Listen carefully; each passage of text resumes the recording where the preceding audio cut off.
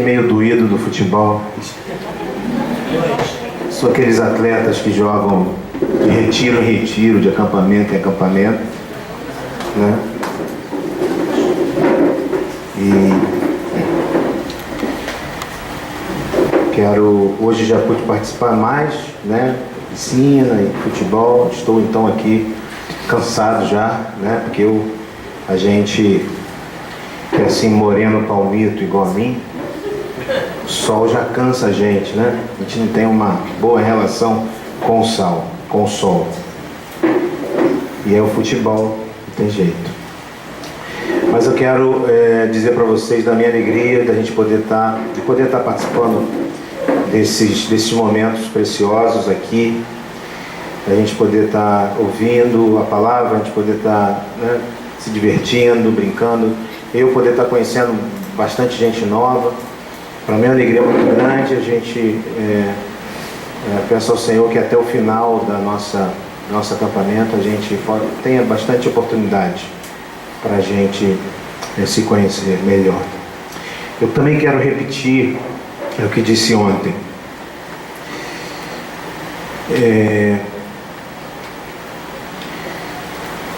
Muitas vezes nós ficamos esperando algumas coisas sobrenaturais acontecerem na nossa vida para que hajam mudanças e transformações. No entanto, Deus ele está o tempo todo falando conosco de uma maneira muito simples e objetiva, através da sua palavra. Sabe, a gente fica esperando sentir alguma coisa especial, um arrepio especial, quando na verdade, claro que Deus pode fazer isso e faz isso de maneira, da maneira como Ele quiser. Mas na maioria das vezes Deus fala de uma maneira muito simples e clara através de sua palavra, mostrando a sua vontade para nós. E Ele quer de nós justamente que a gente se renda, que a gente jogue fora as nossas vãs filosofias, que a gente jogue fora toda a influência de uma cultura disfuncional, como os nossos irmãos falaram pela manhã no caso da sexualidade, uma cultura disfuncional que nos afasta de Deus, que nos entristece, que nos faz viver uma vida distante daquela que Deus desejou e sonhou para a gente. Então eu quero, quando a gente fala de perdão, também isso é verdade. Não espere sentir alguma coisa especial para decidir perdoar. Como nós vimos ontem, perdão, o que é perdão? Assumir a dívida. E como que se dá o perdão? Através de uma decisão. Eu decido. E aí se dá o início ao quê? Um processo às vezes doloroso, um processo às vezes difícil. Mas por que Deus deseja isso para a gente? Porque isso nos livra de uma prisão, nos livra de um ciclo que nos tornará prisioneiros, de um sentimento de amargura, de ira e de ressentimento que nos fará cada vez mais distante daquilo que Deus deseja para a gente. Eu quero, ontem, como eu disse, a gente falou de uma maneira bem genérica sobre perdão. Eu usei uma série que eu utilizei já na igreja e usei o livro La Cabana, né, como pano de fundo, para a gente poder fazer um link com algo que talvez a grande parte das pessoas conhecesse. Hoje eu queria, nesses 3 dias que nos restam, queria iniciar uma pequena série com 3 mensagens que tem esse título, 70 vezes 7, a matemática do perdão. E essa série tem como base uma conversa que Jesus teve com seus discípulos, e Pedro fez uma pergunta que todos nós gostaríamos de fazer quando alguém quer falar de perdão. Qual a pergunta? A pergunta é essa aqui: Senhor, quantas vezes deverei perdoar a meu irmão quando ele pecar contra mim? E ele já responde, até 7 vezes. Jesus responde o que então? Vê comigo? Não até 7. Não até 7. Mas até 70 vezes 7. Quando Jesus diz, eu lhes digo, já vem chumbo grosso. Toda vez que você vai olhar a Bíblia lá, quando Jesus diz, eu lhes digo, e aí ele vem com chumbo grosso. Não, 7 vezes não, Pedro, 70 vezes 7. Esse texto vai ser melhor tratado mais para frente, em outro dia. Mas esse texto nos assusta tanto, porque nunca paramos para pensar o que é o perdão. E algumas coisas nós vamos rever do que falamos hoje, tá? E eu quero iniciar dizendo, e isso é bom para a gente entender o que é uma coisa e entender o que ela não é. Então, primeiro, o que perdão não é? O que perdão não é? Primeiro, perdão não é revelar ou relevar ou aprovar o erro cometido de alguém. Não é perdão isso, tá? Quando fazemos isso, nos tornamos não perdoadores, mas cúmplices do erro, tá? Então, pais que relevam erros de seus filhos na infância, na adolescência, tornam-se cúmplices dos crimes dos filhos na sua vida adulta. Amigos que relevam erros dos outros amigos se tornam também cúmplices dessas pessoas, né? Então não fazemos o bem na vida de quem relevamos ou aprovamos erros. Isso não é perdoar, tá? Nós fazemos mal e às vezes fazemos isso para não perder a amizade. Perdoar não é deixar de acusar depois que o erro foi reparado. Se uma pessoa cometeu um erro contra mim e pagou esse erro, eu não perdoei, eu fiz justiça. Ok? Então, se alguém pagou, eu não faço mais do que a obrigação de retirar a queixa. Tá? Isso não é perdoar, isso é ser justo. Isso é querer justiça. Tem gente que diz assim, só vou perdoar ele quando ele merecer. Não tem sentido essa frase. Se ele merece, é porque não é perdão. É porque ele fez, porque ele pagou. Tá? Terceira afirmativa do que não é perdoar. Afirmar eu perdoo e provar uma instantânea libertação. Também, perdoar também não é isso. Tá? A gente viu ontem. Em situações nas quais alguém vem a você, te pede perdão e você instantaneamente diz, você está perdoado. A falta é tão pequena que você não deveria nem ter computado essa falta dessa pessoa. Quando o que fazemos, ou quando o que fazem conosco gera em nós algo que realmente mexe com a nossa vida e mexe com o nosso coração, o perdão não acontece de maneira instantânea, mas será um processo, muitas vezes lento. A gente falou sobre isso ontem, tá? O perdão é um processo, esse processo nos leva ao perdão e um estado de tranquilidade em relação àquela pessoa, tá? Perdoar não é, muita gente tem dúvida sobre isso, né? Perdoar não é esquecer completamente que algo errado ocorreu. Não é isso. Tem uma frase assim, quem perdoa, esquece. É verdade isso, gente? Não. Quer ver eu trazer um exemplo? Quem tem cicatriz aí no corpo? Todo mundo tem, né? Todo mundo fez arte quando era criança. Eu tenho uma aqui, ó, na minha testa. Quando eu olho no espelho, eu lembro dela. E lembro dela exatamente o dia em que eu me machuquei. Na casa da minha tia, brincando de pique com os primos, eu correndo e eles correndo, de repente minha prima entrou na sala e quando eu ia entrar ela fechou a porta na minha cara, né? E eu bati com a testa na maçaneta, e quando eu era garotinho. E eu lembro minha mãe me botando no espelho e aquele corte enorme, tomei os pontos, mas fiquei com a cicatriz. Cicatrizes são marcas para lembrar da nossa biografia. Eu me lembro de tudo que aconteceu naquele dia. A grande diferença é que posso falar da cicatriz e contar o que aconteceu e contar quem estava lá, minhas primas, minha mãe, mas ela não dói mais. A cicatriz não me dói mais. Ela só está lá visível. Nós carregamos cicatrizes na alma, pessoas nos traíram, pessoas nos enganaram, pessoas nos ofenderam. Se há perdão, você lembra, mas ela não dói mais, mas você lembra. Se não houve perdão, é a cicatriz que dói, que machuca, mas você lembra, tá? Então perdoar não é esquecer completamente que algo aconteceu, que algo ocorreu. Perdoar também não é restituir a confiança àquele que cometeu o erro. Exemplo, vou usar um exemplo pesado. Um tio seu, um avô seu, um pai seu abusou de você quando na sua infância, abusou sexualmente de você. Isso não é raro de acontecer, né?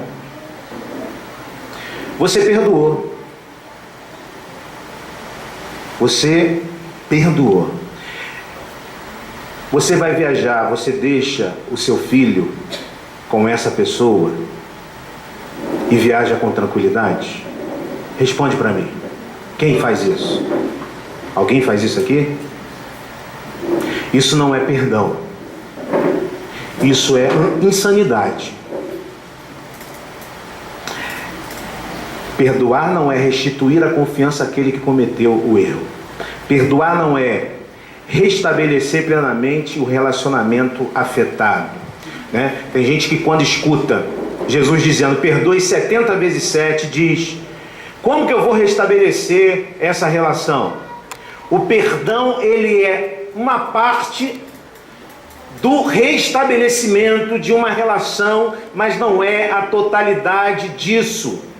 Perdão é parte do restabelecimento de uma relação, mas não é a totalidade disso. Um exemplo, eu estou em dívida com uma pessoa, eu peço perdão a ela. Ela não quer me perdoar.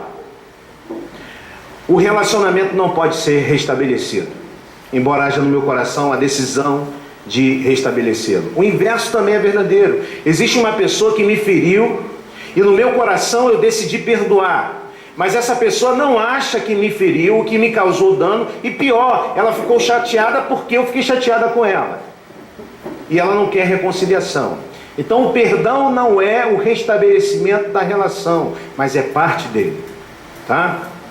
Por isso que as Escrituras nos ensinam que nós devemos procurar a paz com todos, naquilo que nos é possível, tá? Porque perdão é parte da reconciliação. E a sétima razão, porque o que o perdão não é desculpar alguém por um mal entendido ou julgamento.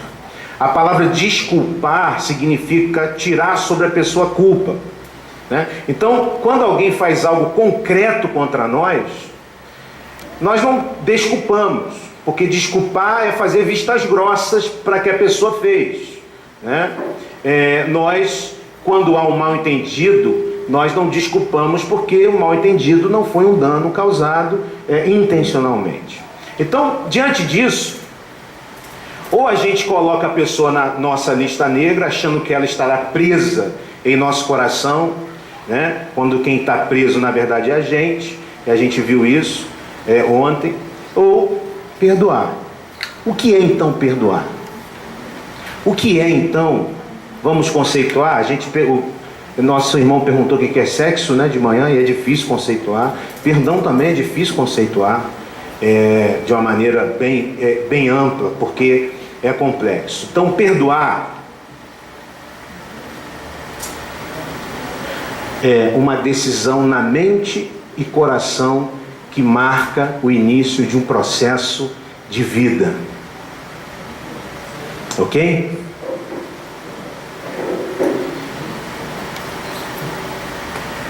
Depois que contas são feitas, prejuízos são enumerados e culpados são apontados, ao invés de reivindicar justiça, o ofendido decide oferecer o perdão. Tá? Foi isso que a gente viu ontem. Eu inicio o processo decidindo perdoar, mas eu preciso olhar e analisar todos os prejuízos, os culpados, e ao invés de reivindicar a justiça, eu que fui ofendido, eu decido então oferecer o perdão. Então o ofensor é liberado da dívida e o ofendido é liberto do veneno mortal da amargura. Foi isso que a gente viu ontem. Eu fico espantado como pastor, como a incidência de enfermidades sérias na vida de pessoas por causa da amargura. E é por isso que eu quero hoje conversar com vocês sobre a culpa. O que é a culpa nesse processo em que estamos ao tempo todo submetidos? O processo da ofensa que acontece, o processo do perdão. O que é a culpa nesse processo? Há 3 maneiras de lidar com a culpa. Fizemos algo de errado com alguém, temos que assumir o erro e lidar com a culpa real. Essa é a primeira maneira, a maneira simples, né? Eu fiz alguma coisa errada, eu sei que fiz alguma coisa errada, eu tenho que lidar agora com a culpa diante daquilo que fiz de errado. A culpa gera uma espécie de dor na alma.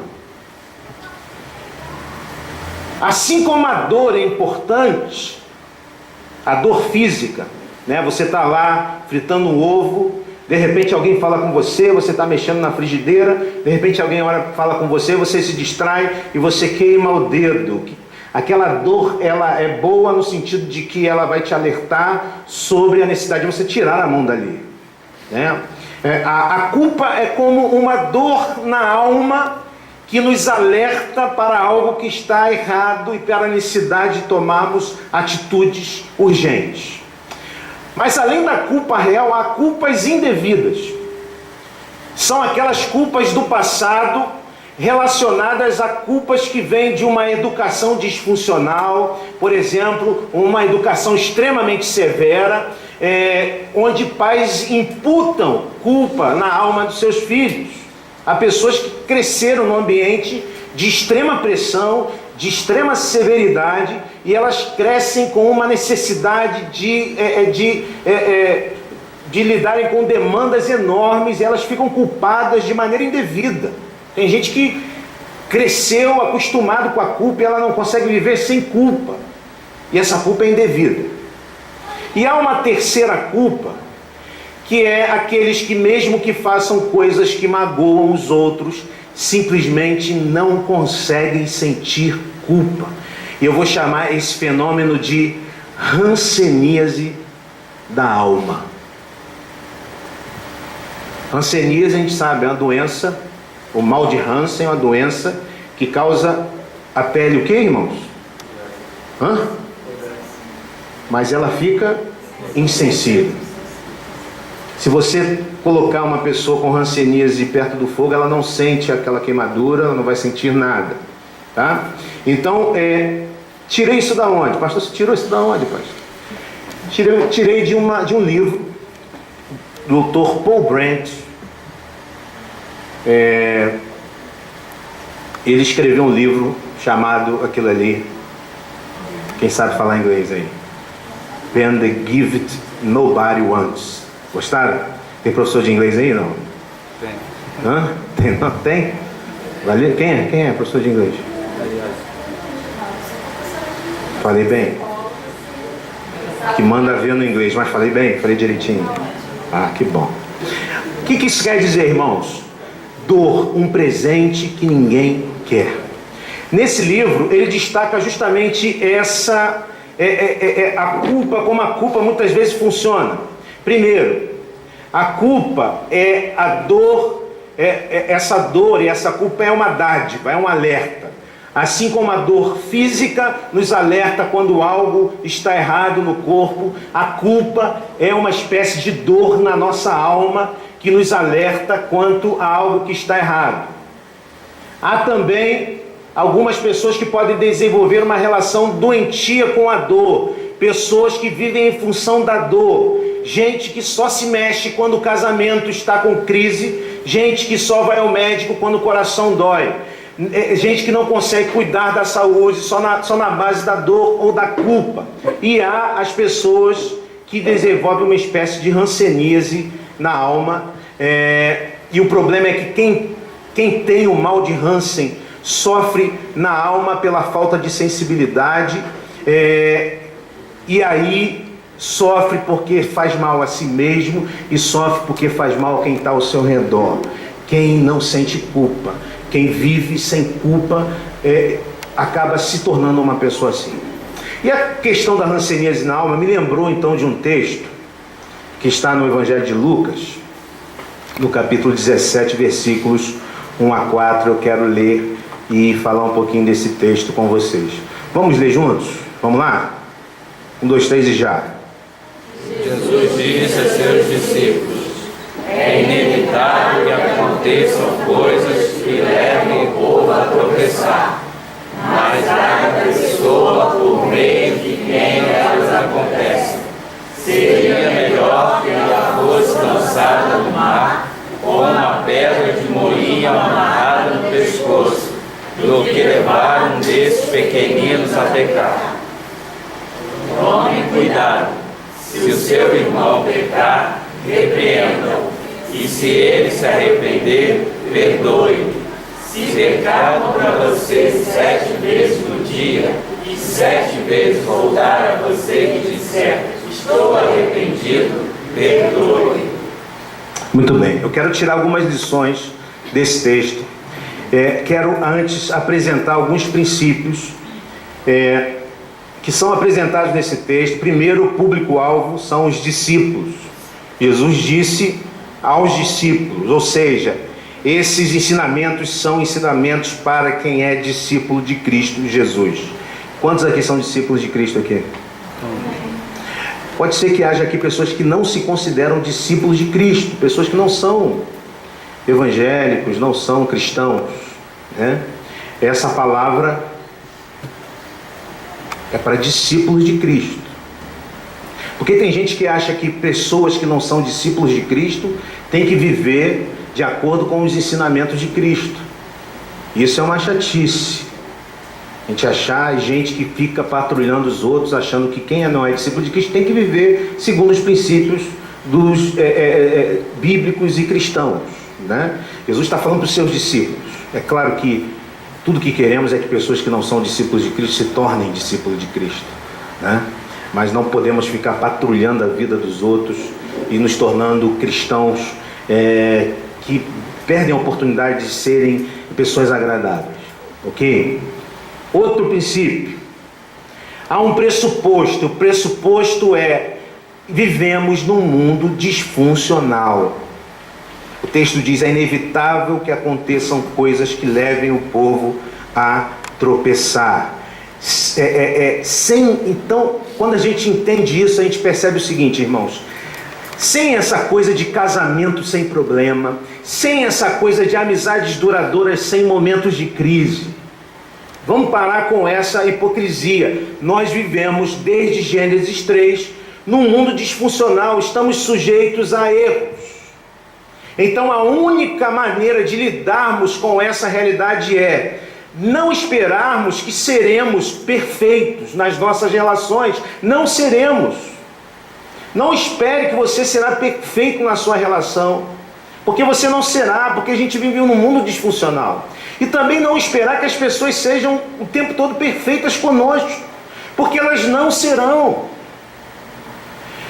E aí a gente precisa lidar, ou aprender a lidar com a culpa e com o perdão, para a gente poder viver uma vida sadia, uma vida cristã sadia. E aí, quando a gente percebe isso,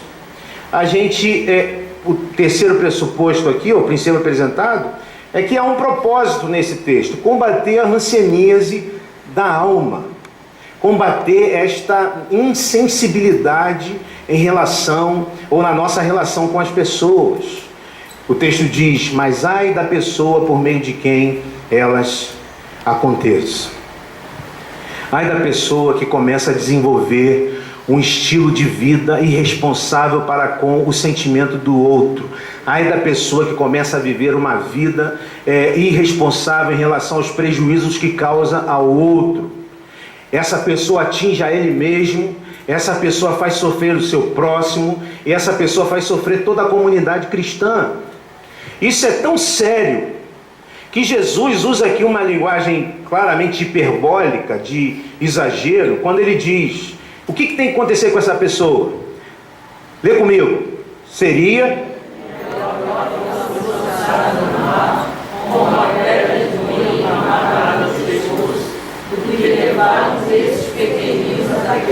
olha o que Jesus diz, seria melhor que essa pessoa amarrasse uma pedra no seu pescoço e fosse lançada e se lançasse no mar. Para quê? Para não levar um desses pequeninos a pecar. Em outras palavras, se tornar uma pessoa que já não se fere, porque não sente culpa pelo que fala, não sente culpa pelo que faz.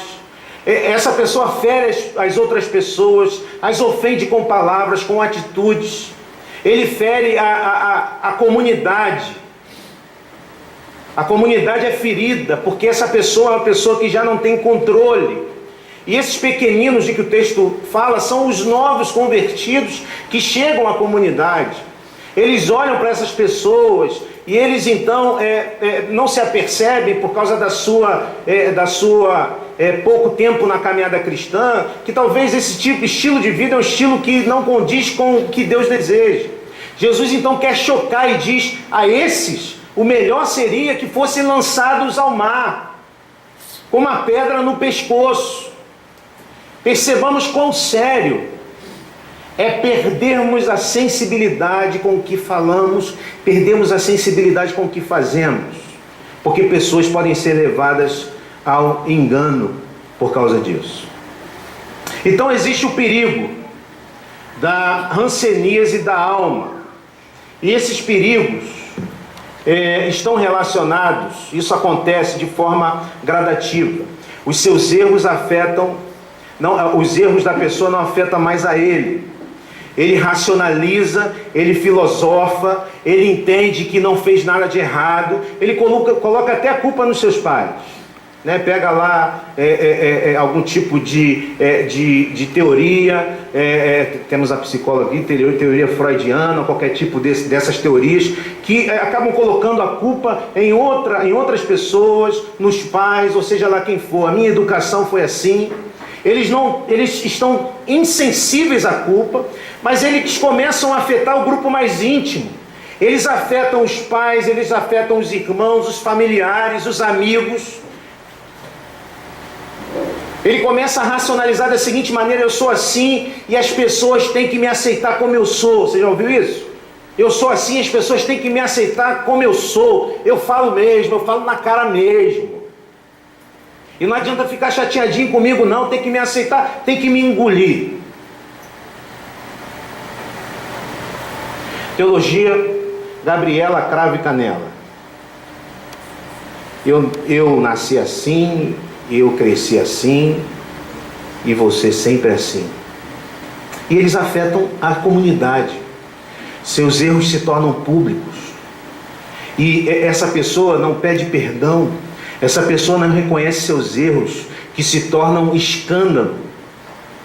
Escândalo é uma palavra que está ligada a tropeço, ou seja, fazendo tropeçar os novos na fé.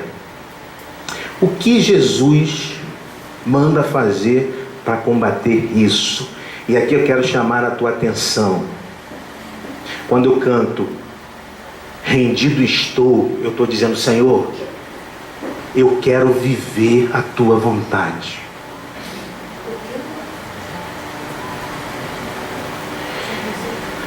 Não importa o quão difícil, não importa a influência da cultura, não importa a minha própria racionalização, eu quero viver a tua vontade, eu quero fazer o que o Senhor deseja para mim. E aqui há uma responsabilidade muito grande a todos nós que estamos aqui, que somos discípulos de Jesus. O que Jesus nos manda fazer na relação com pessoas assim, eu quero continuar te chocando, porque não sou eu que estou te chocando, mas o próprio Jesus. Primeiro ele diz: tomem cuidado.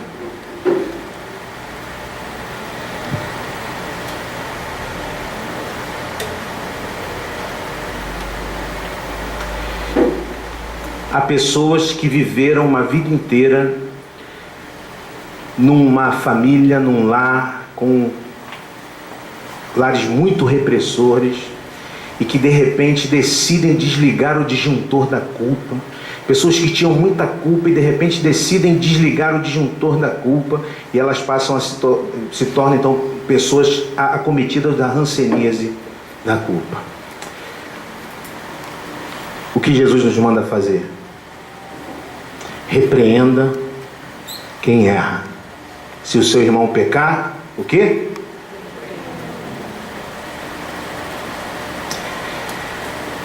Uma maneira da gente romper com a hanseníase da alma é a gente parar com essa mania do brasileiro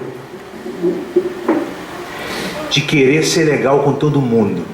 O brasileiro quer ser legal com todo mundo. Um amigo está indo na direção do abismo, dois amigos estão vendo, estão olhando, e aí a pergunta é: quem vai falar com ele? Um diz: eu não, eu tenho 20 anos de amizade, se eu falar com ele eu vou perder a minha amizade com ele. Pessoas estão vendo um casamento indo para o buraco, pessoas que se dizem amigas, estão vendo aquilo acontecendo e ficam comentando entre si, mas ninguém tem coragem de chegar e dizer, e se colocar à disposição, e repreender aqueles que estão errados, repreender em amor. Isso é mais comum do que se pode imaginar.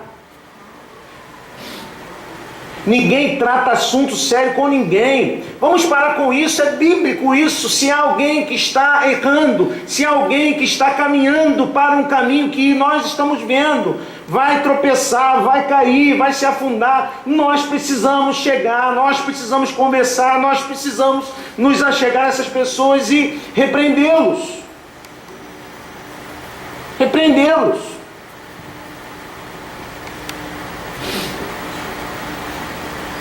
Seu amigo está indo para o caminho ruim, a sua amiga está tratando mal o marido no casamento, o seu amigo está fazendo isso com a sua esposa, um jovem está indo para um caminho torto, é nossa obrigação conversarmos, é nossa obrigação alertarmos. Mas é verdade também que você só pode fazer isso em amor. Nós somos enviados para repreender quem está errando em amor, porque tem gente que acha que é assim: falo mesmo, doa quem doer,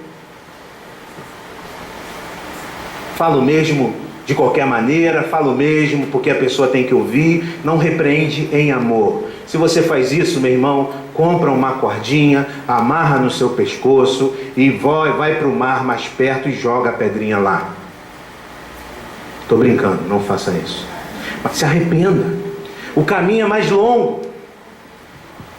Mas o contrário também é verdadeiro. Quem não repreende dizendo que faz por amor está errado. Porque tem gente que faz de qualquer maneira e tem gente que não faz dizendo não fazer porque ama. Quem diz não fazer porque ama está errado. O que diz Jesus sobre isso? Quem está neste caminho da hanseníase da alma não sente culpa, não percebe como está errando, não percebe que está fazendo coisas que magoam as outras pessoas e com isso estão perdendo os seus esposos, as suas esposas, a sua família, os seus amigos. Nós precisamos fazer o quê? Se o seu irmão pecar, o quê? Repreenda-o em amor.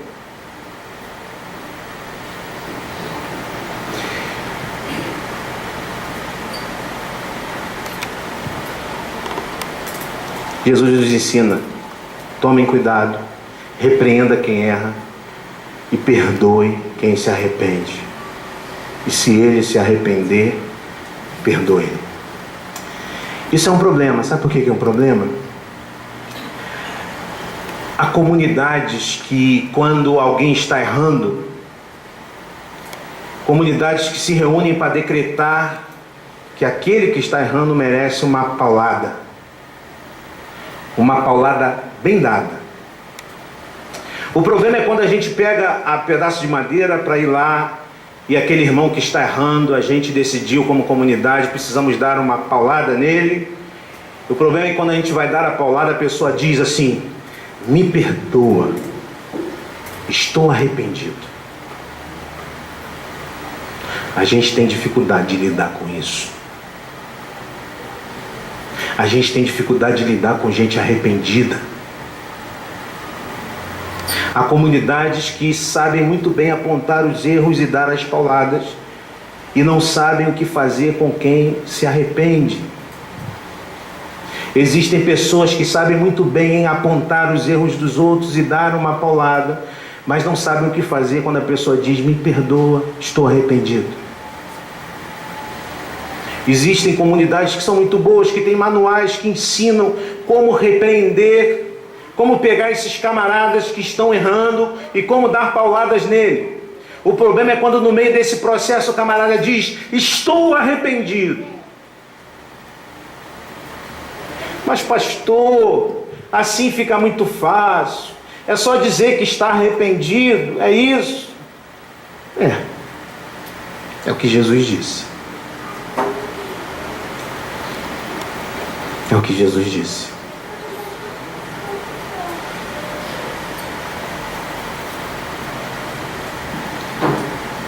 Difícil, né?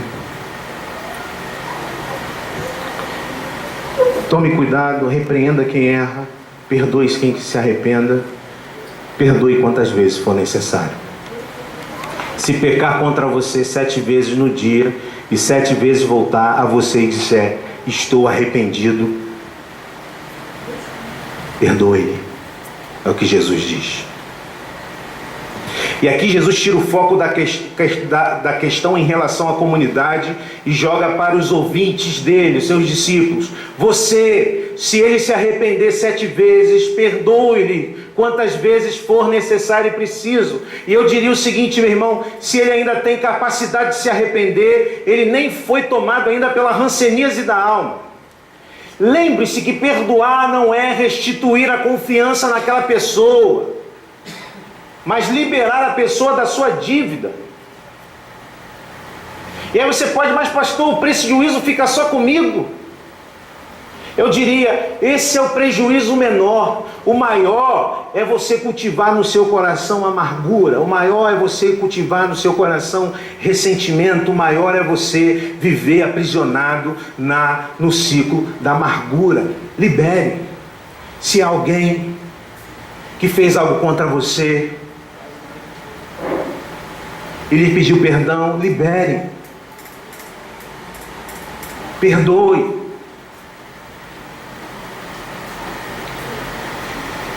Para a gente fechar e refletir e praticar, eu quero fazer 3 perguntas a você. A primeira é essa: existe uma culpa real a ser assumida e tratada? Enquanto nós estávamos conversando, veio à sua mente uma situação, veio à sua mente uma palavra, veio à sua mente uma pessoa com quem você realmente falhou. Você tem uma dívida, você falou que não devia, você não foi leal a alguém, você lesou financeiramente alguém. Talvez hoje, percebendo que tem de lutar contra a ranceníase da alma, trate a culpa como deve ser tratada, colocando-a diante do Senhor e tomando a decisão de ir até a pessoa para se consertar. Você cantou ontem: rendido estou. Você cantou ontem: quero fazer a tua vontade.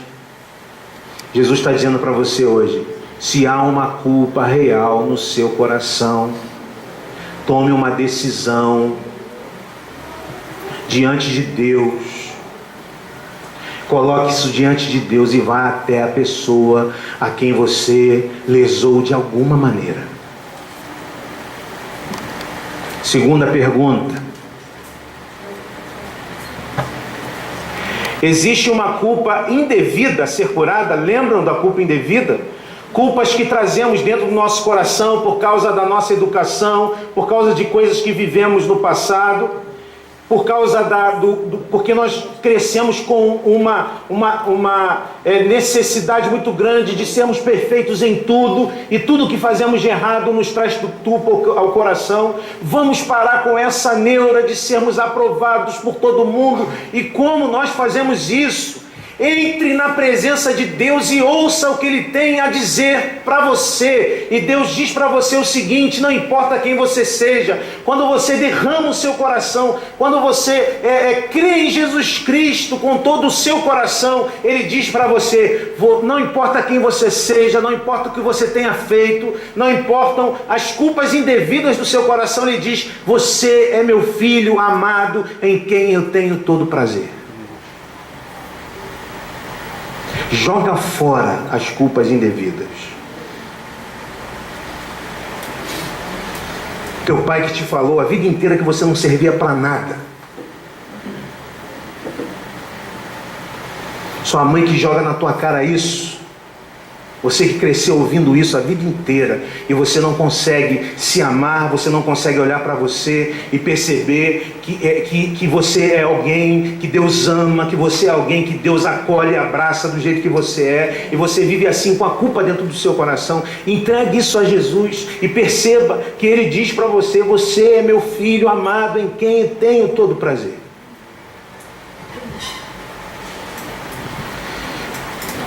Três.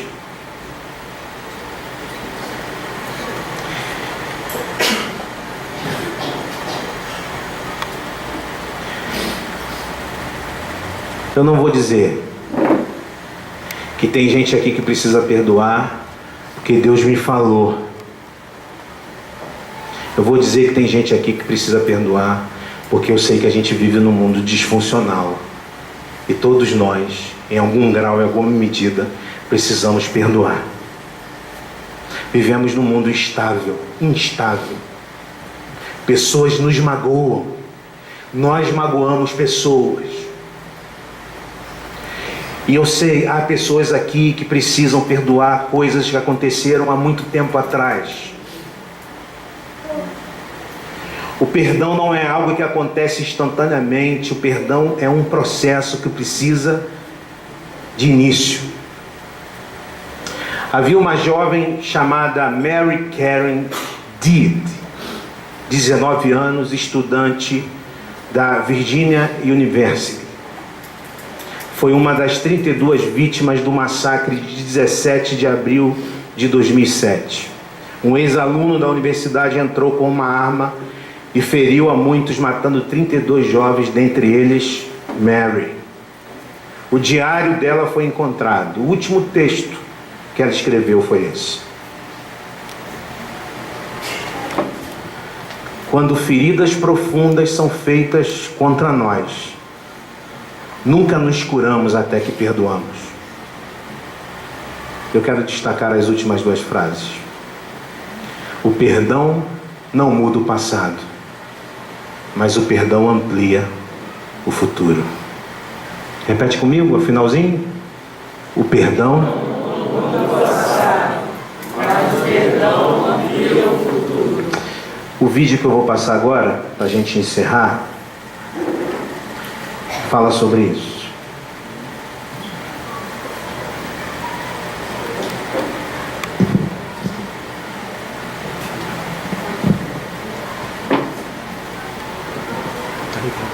Áudio ligado.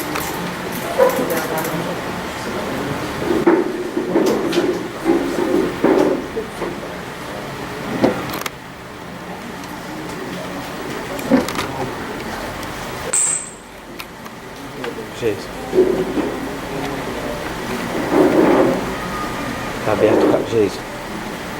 Geis. Esse canal tá aberto lá.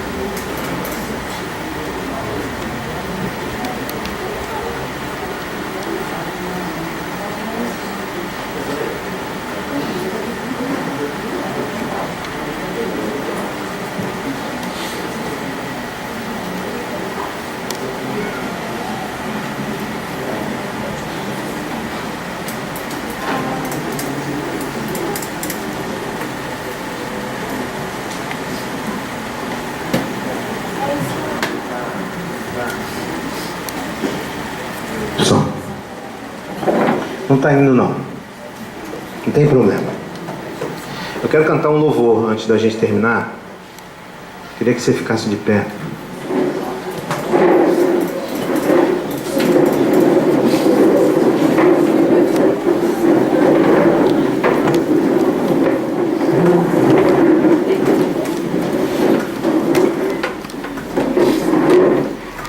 Eu queria que, enquanto cantamos esse louvor, que você pudesse estar colocando diante do Senhor aquelas questões de que perguntei a você. Existe uma culpa real a ser assumida e tratada? Existe uma culpa indevida a ser curada?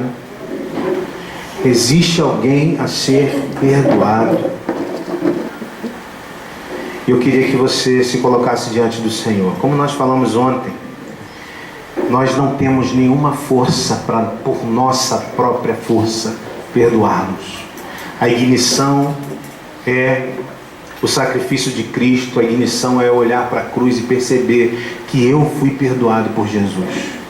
E quando fui perdoado por Jesus, sou constrangido, e sou motivado, e sou impulsionado, e sou fortalecido para eu dizer, eu decido perdoar. Eu sei que é difícil perdoar, porque a gente quer ver a justiça sendo feita, a gente quer que o nosso ofensor sofra. Mas Jesus, Ele olhou para nós, e ao invés de desejar o nosso sofrimento e a nossa morte, Ele se deu na cruz do Calvário, para morrer em nosso lugar. Eu quero te convidar, enquanto a gente canta esse louvor, pode ajudar aqui a gente? A gente canta esse louvor, você pudesse colocar diante do Senhor. Existe uma culpa real no seu coração que precisa ser colocada diante de Deus, e haver hoje a decisão de você ir até a pessoa a quem você causou algum dano e pedir perdão e resolver essa situação. Existem culpas indevidas a serem curadas, ou seja, traumas, coisas que aconteceram no passado e que você carrega a culpa até hoje de maneira indevida. Existe alguém a ser perdoado, alguém que te ofendeu e que você prendeu no seu coração e que você reconhece, o único que está preso aqui sou eu, e que você decide, vou perdoar, vou iniciar esse processo de perdão. Eu queria que você colocasse diante do Senhor, que você colocasse diante do Senhor para que Ele pudesse então te abençoar, te fortalecer, para que você pudesse perdoar nesta noite.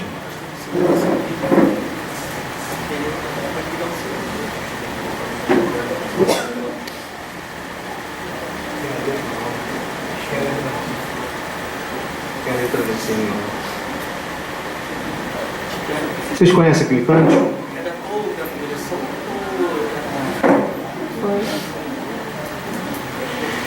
Nós vamos cantar esse canto, Quero Te Amar, quero amar sem distinção, sem preconceitos. Conhece esses cânticos? Esse cântico, quem conhece? Vamos louvar.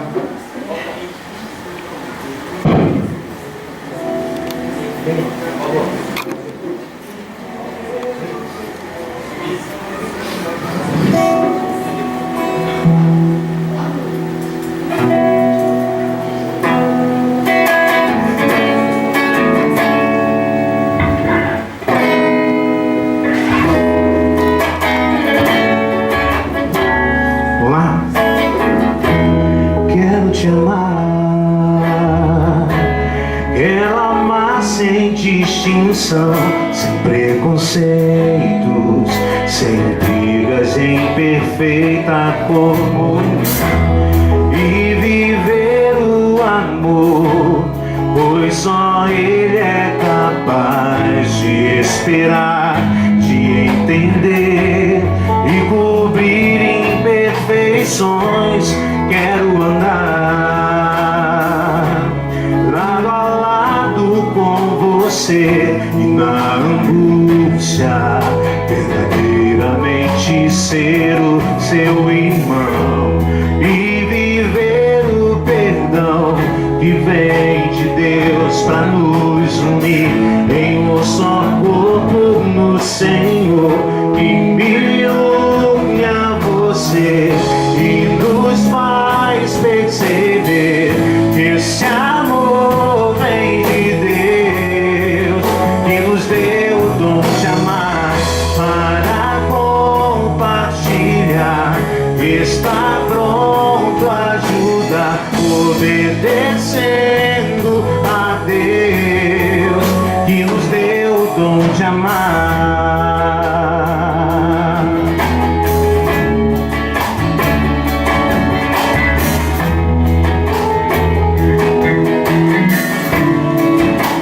Quero andar lado a lado com você. Quero andar lado a lado com você na angústia, verdadeiramente ser o seu irmão e viver o perdão que vem de Deus para nos unir em um só corpo no Senhor, que me une a você e nos faz perceber que esse amor vem de Deus, que nos deu o dom de amar para compartilhar. Está pronto, ajuda, obedecendo a Deus, que nos deu o dom de amor e me une a você e nos faz perceber que esse amor vem de Deus, que nos deu o dom de amar para compartilhar. Está pronto, ajuda, obedecendo a Deus, que nos deu o dom de amar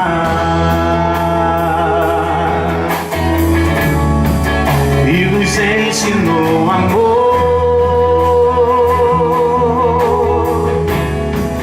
e nos deu o dom de amar. Vamos orar, vamos falar com o Senhor. Se há pessoas aqui que sabem que tem culpa real e querem nesta noite resolver isto, se há pessoas aqui que vivem culpas indevidas e se cobram o tempo todo,